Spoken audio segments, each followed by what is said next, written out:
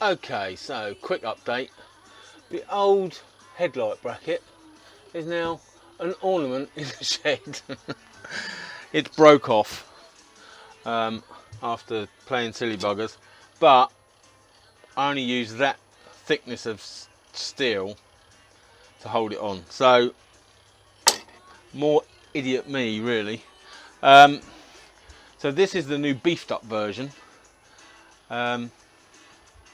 which is 20mm steel. It's been shaved down to about 14mm. So it's got a flat section, so it sits flat on the top yoke, and obviously the bar clamps, handlebar clamps, will sit flat onto it.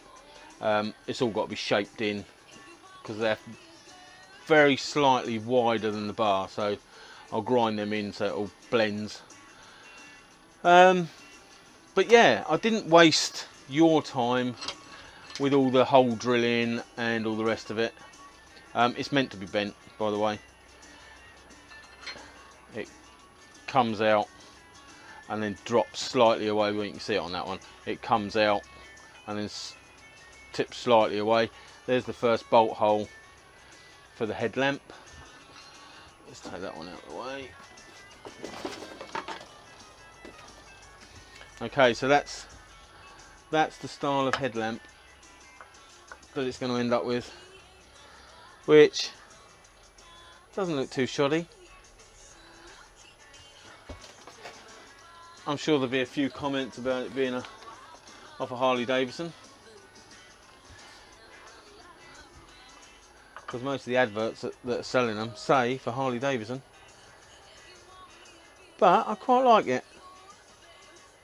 So that's going on there, and then I've got to see whether I'm going to cut that end section off or actually use it to bring the indicators out.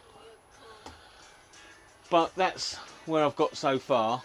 I've got to drill the hole bigger to actually get the other bolt through to hold the headlamp on. It's loads of just bit of grinding, bit of drilling, bit more grinding, bit of drilling, and I didn't want to bore you with all that, so that's what I've done. I wasn't thinking about the clocks while I was doing this.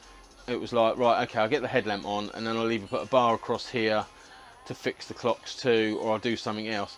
In the meantime, I've used the bracket that comes with the Gsxr Speedo to just fix it on the handlebars.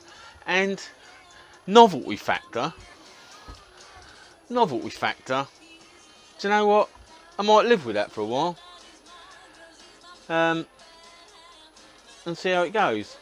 Because, as I say, novelty factor, then this whole section here will just be empty, void, apart from big headlight.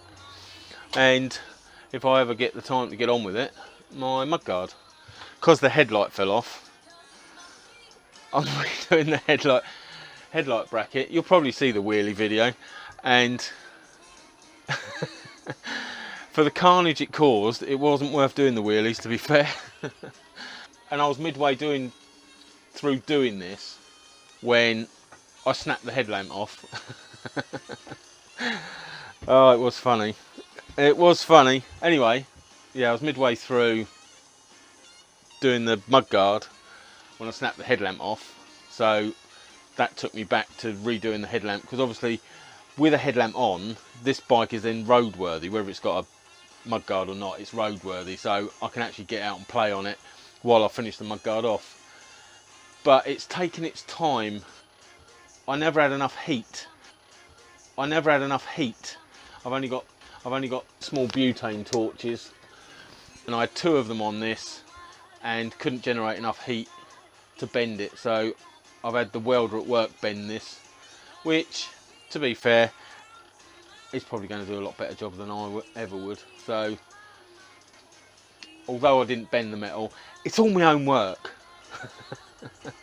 As I say, there's loads more fettling, tinkering, messing about.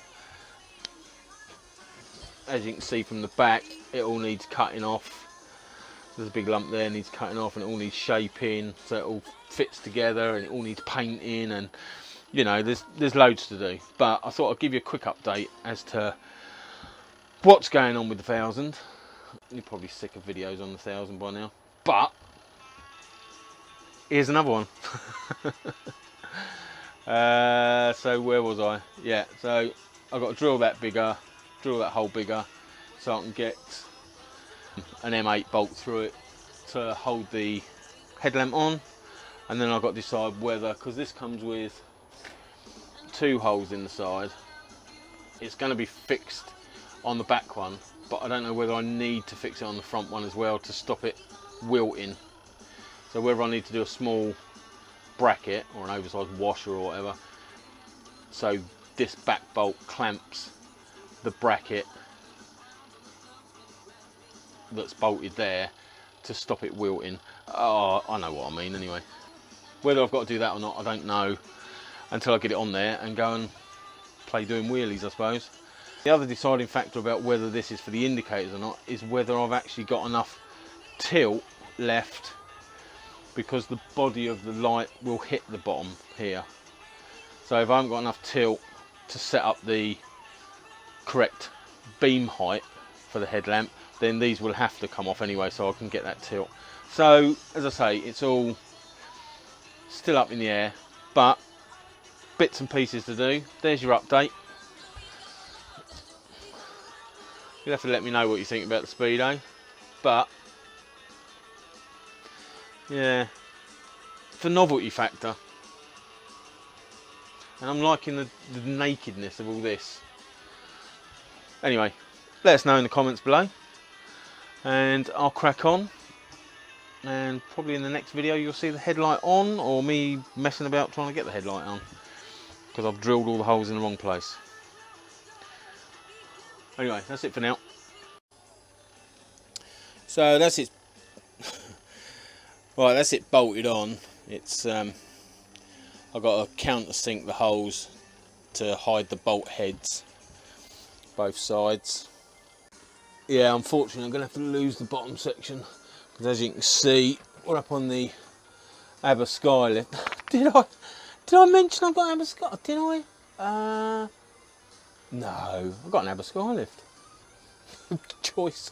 As you can see, the back wheel's still off the floor, so at the moment the headlight is straight, so when the back goes down, obviously that'll tilt up again, and the beam's got to come to probably about here somewhere.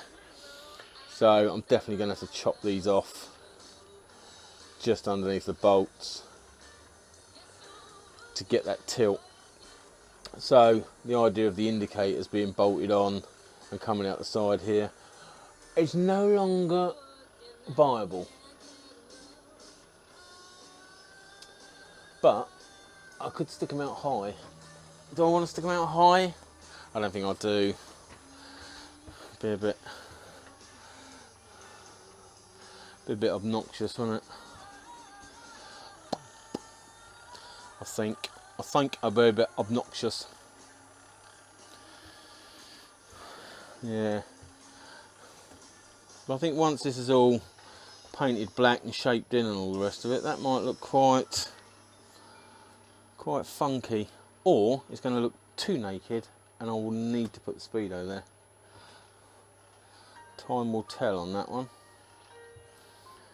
So it'd have to sit on, it'd have to actually sit on there, wouldn't it? Anyway, that'd be a job for another day. I will live with it for a while. As I always say, it's forever evolving. I mean, I've already had one headlight on it. This is the next headlight, which I prefer. Originally I couldn't find one like this that didn't need the actual surround to hold it in, so you need an actual front nose cone to actually screw it into. This was the first one I found that was a all by itself light. So yeah, so I've got it, and hopefully it'll be really bright. It's meant to be a day maker. That's probably if you go out in the day though. Anyway, yeah, that's the crux of it. Yeah, it's just hitting on the bottom of the bar there, so I'll shape these off and then that'll be it. Then I'll have whatever tilt I need, or I'll drop it off the stand and just see how much I can get away with, because if I'm going to be doing stupid wheelies and stuff, if the body of this rests against this, that'd be good, because if these come loose it won't flop. That's how my mind works. That's how dodgy shed DIY comes about. That's it at the moment. I might just add, I'm still proud of my very shiny, if it didn't have alley dust all over it, very shiny ignition. Can you see that? Can you see that? Oh, look how shiny it is. Shiny. Oh, don't put your fingers on it. So there you go. That's as far as I've got. I think I'm going to go in for a shower.